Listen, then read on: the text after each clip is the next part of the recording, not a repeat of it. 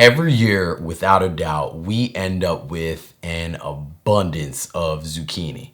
And it's not like we're buying a ton of it. Just as a 10-minute, every other day kind of farmer, zucchini happens to fall into the fairly easy to grow category. So we grow it and we end up with a lot. But at some point, people stop taking your "I got some zucchini for you" phone calls. I'm about to just start leaving them in mailboxes. You hear that, Mom? So it's like, what am I to do with all of this zucchini? So this here bread uses up a lot of it. It's a quick bread, and some may call it a frostingless loaf cake, but it's so good. And this uses up an entire, average size zucchini. As we all know, zucchinis can, kind of take over. One of the downsides of using a zucchini, even for myself, is that you have to squeeze it prior to using it in your recipe. That alone, when I read through a recipe, once I see it, I'm like, yeah, never mind. I'm not in the mood to exercise before making my recipe. So this recipe I created in a way that the excess moisture from the zucchini, it plays a role in the orchestra this way to create that, so-called masterpiece, which, outside of eating it, it's probably my favorite part. When making a quick bread recipe, I recommend using a spatula when mixing, but also to make sure you measure that flour accordingly. Using a spatula manually is going to play a part in helping you not create a dense bread by simply over mixing. But another common reason for dense bread is just mismeasuring that flour. Even if you do it a tiny bit, it just won't compensate enough to give you what you were looking for. I've made this particular bread successfully with gluten-free flour. It was a 1-to-1 blend from, I believe, King Arthur, but I've also developed 2 other zucchini breads. One that is gluten-free with a flour blend that you create, and I've also created another that's not a chocolate version if that's not your thing, and that you could find in the description along with the gluten-free one. Another thing I love is you can use this quick bread to make muffins if that's something else you prefer. And I love this recipe because either way you go, the quick bread or the muffins, they're both freezable, which is great if you wanna, use up a ton of zucchini, but also if you wanna make, a bunch of muffins and not share, you're simply just gonna need, a lot of freezer space. And no kids.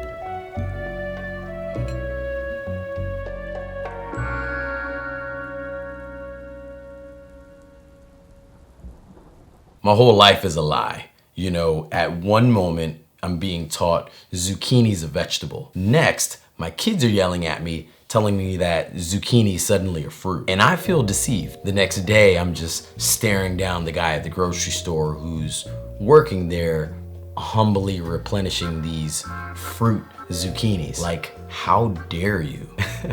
He paid me no mind. He probably gets this stare like once a week as people are discovering zucchinis are fruit. These zucchini fritters are addicting, and they are small, so they kind of give you that mindset like chips do. Oh, I could just eat 2. Or 7, I mean, it's fine. I've made this recipe a few times with several different vegan cheese brands, so I don't necessarily have like a recommendation on what you need to use. But I would go with, you know, whichever vegan cheese brand your taste buds desire, because the cheese is a huge part of what is dominant in the flavor. Zucchini fritters, if not done right, can be a challenge, as it does depend on really getting the water out of the zucchini in order to get a good bind with your ingredients. Unfortunately, this isn't one you can just not squeeze things out and be successful. But the squeezed water you can use in like a smoothie or, you know, part of the cooking process, and it's fairly rewarding. As you saw, I used a bag to do the squeezing, and it's a nut bag that I use for making homemade plant milks. I'll link what I'm using in the description, as I find it so much easier than using like a, you know, kitchen towel. You also want to get a really good, you know, gelatinous flax egg. So try using hot water to possibly bring that flax egg together.